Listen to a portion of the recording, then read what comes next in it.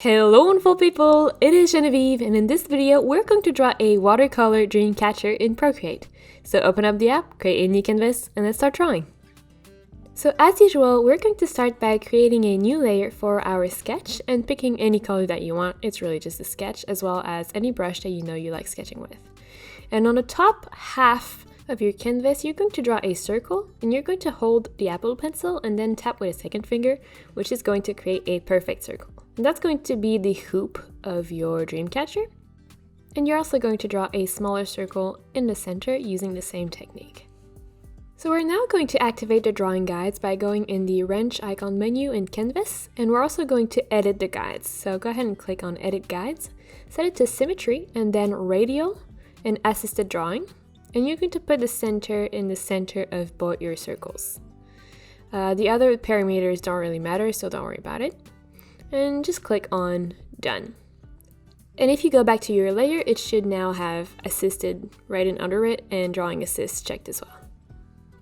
And now everything you draw in one of the little pie slice, if I can say it like that, is going to be drawn automatically in the other ones.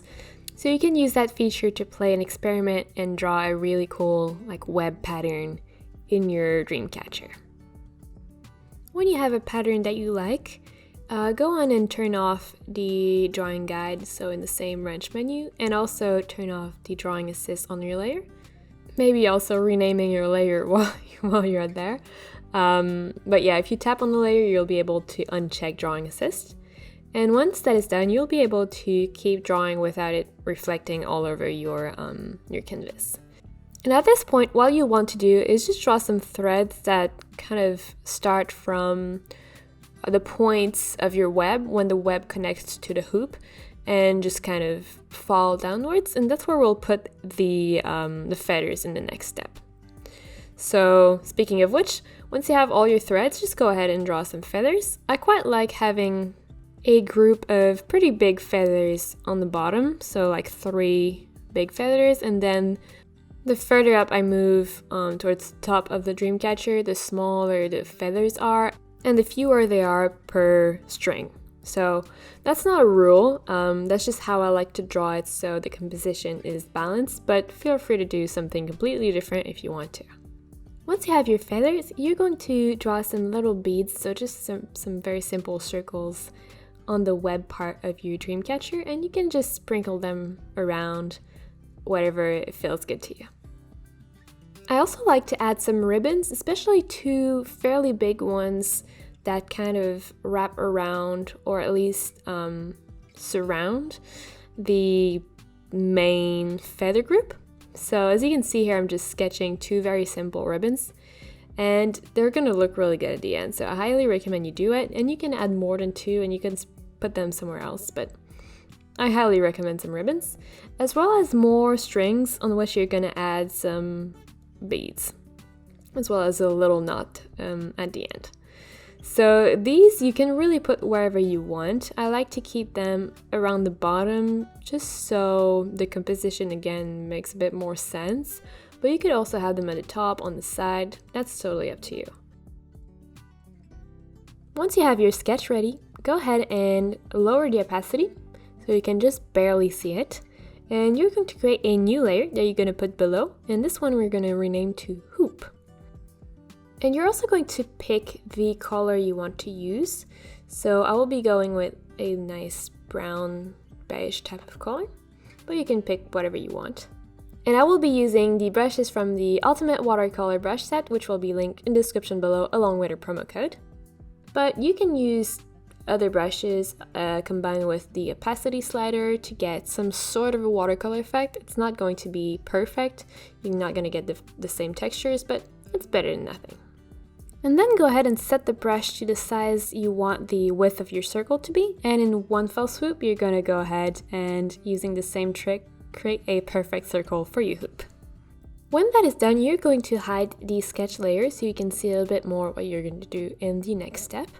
Making sure you are on your hoop layer, you're going to change your brush for a softer brush. So either an airbrush that comes with Procreate, which you lower the opacity, or the basic watercolor, which would be even better. And you're just going to draw some like diagonal lines that go all around your hoop. And that's going to help giving the impression that there is some sort of either leather or yarn wrapped around the hoop, which is what you would see in more traditional dream catchers. So when you have all your lines, you're going to select the eraser tool and set the shape to either soft grainy watercolor if you have the watercolor brushes, or again a airbrush type of brush. And you're going to set it to a very small size so that you can erase a few lines between each darker sections. So you don't want to fully erase, you don't want a hole in your hoop, but you want to give the idea again that there's just a bit more happening. And what I like to do here is draw some lines that are not fully across the width of the hoop. So on the top of the hoop, I draw the lines, or I erase the lines starting from the outside and don't quite reach the inside. And then on the bottom of the hoop, it's kind of the opposite. So I erase starting from the inside of the hoop, but to not quite the outside. And then on both sides, I just erase kind of in the center of the hoop. But that's really not the end of the world. You can just don't worry about that and erase the same all across the hoop. It's just, I'm just a bit picky, so. And you can totally stop here, or you can add even more texture. So going back to your basic watercolor brush, set it to a slightly darker shade and a very small size, and just once more go ahead and add even more little lines around your hoop. And these you can also have them kind of poke out a little bit. So far we stayed within the circle that we drew at first, but with these lines you can see I'm slightly going out to give it a little bit more texture and just more life. But again, you can go straight to the next step if you don't want a super detailed dream catcher. That's more than enough already. And before we move on to the ribbons, we're going to add a little bit of color variation. So using the selection tool set to freehand, go ahead and draw an oval shape around the top and feather it somewhere between 40 and 50%. Then going to hue, saturation, brightness, you're going to up the brightness and maybe lower the saturation a little bit, just to give it this idea that there is light on the top. And you're going to do the same, so a crescent moon shape towards the bottom that you feather around 40%, 50%, whatever you want. And this time you're going to lower the brightness to get this idea of a shadow, and you can experiment with shifting the hue a tiny little bit as well. And with that, we are ready to move on to the ribbons. So go ahead and create a new layer that you're going to rename to ribbons. And this is the point where you really need to start thinking about the color scheme that you want to use. So do you want to go with something a bit more commercial, like what I'm going to do, so fairly colorful, or do you want to go with something more natural, which would be more traditional? So that's really up to you. I'm going with a pink color, as well as going back to my dark edges watercolor brush. And don't forget to reactivate your sketch. And you're just going to really simply go over the lines that we have in the sketch for the web pattern. And I'm personally not a fan of reactivating drawing assist here, just because I do want to have something that is a bit more organic and less symmetrical, I guess. But if you want that perfect symmetry, go ahead and reactivate drawing assist like we did for the sketch. And once you're done with the web design, don't forget the ribbons at the bottom. I like to have them kind of thick in some parts and thin in some other parts, just so you kind of show that they might be like twisted a little bit. And once you have the ribbons done, you can also add some sort of a thread around the top of your dream catcher, just so you can kind of have the idea that it's suspended. And I also like to hide the sketch layer and then connect all the points of my web together, and at the same time also adding some thread kind of around the hoop, just to show that it's actually like wrapped around and it's not just floating. And to do that, I just draw like 2 or 3 little lines on the hoop where the thread connects. When all your ribbons are in place, go ahead and create a new layer that you're going to rename to thread. And this is where we're going to draw the strings that hold the feathers and the beads. So you can pick any color you want. I'm just going with a very dark or grayish pink, if that makes sense. But honestly, it really doesn't matter because it is so thin. You're also going to reactivate your sketch so you know what you're drawing. And very easily with the same brush that you've been using, so dark edges watercolor or just like a normal brush, just go ahead and draw little strings. So once you're done with that, I highly recommend that you just hide the sketch layer for a second just to make sure that you have everything in order, and then create a new layer that you're going to rename to beads. And for now, I highly recommend that you use the same color that you used for your ribbons, or almost the same color, because I will show you a trick later to go from there and add different colors that you know are going to match. So a very simple way of creating a nice color palette for your dream catcher. So yeah, I'm just picking the same type of pink that I had, and then still with my dark edges watercolor, I'm just going to fill in the little beads that I have, both on the strings at the bottom, but also within the web itself. Once all your beads are in place, go ahead and hide the sketch layer and select the thread layer. And we are going to erase the string that you see inside the beads. You could skip that step if you want to have beads that are transparent. That's totally fine, that has a cool feel to it.